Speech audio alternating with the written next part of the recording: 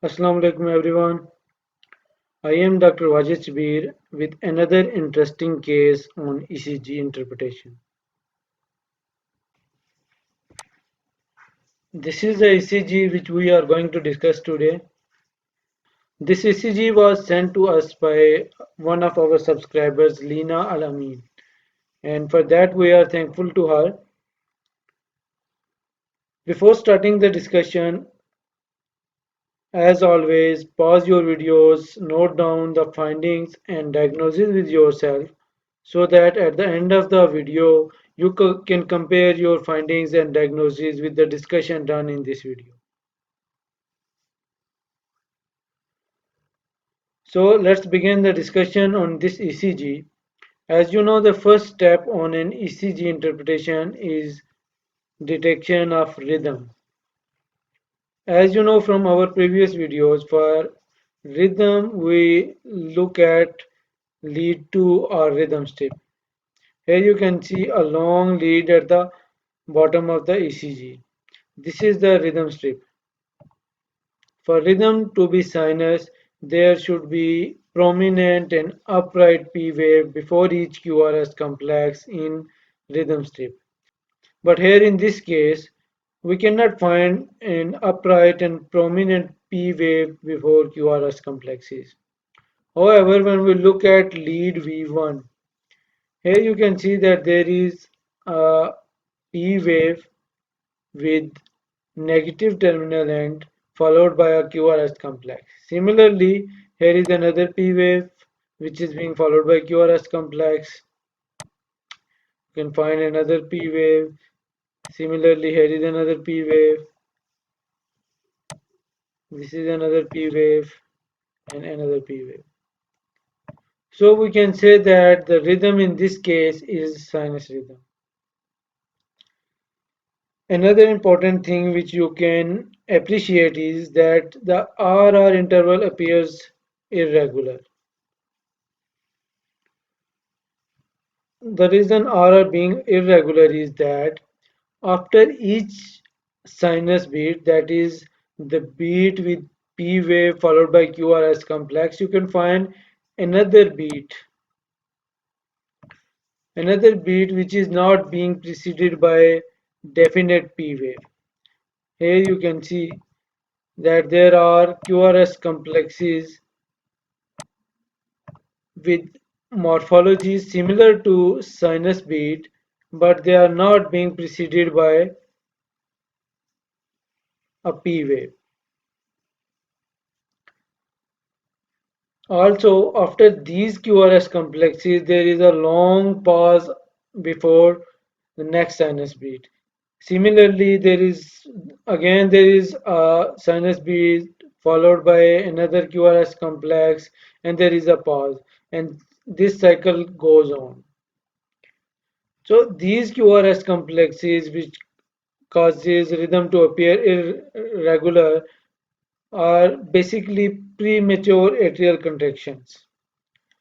These atrial contractions come before time, and after these contractions, you can find a pause, and there are sinus beats, and again there are PACs followed by pause and sinus beats.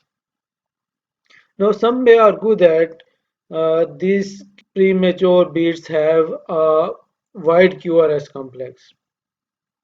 But the reality is that these QRS complexes, although wide, but they have a morphology similar to sinus beads.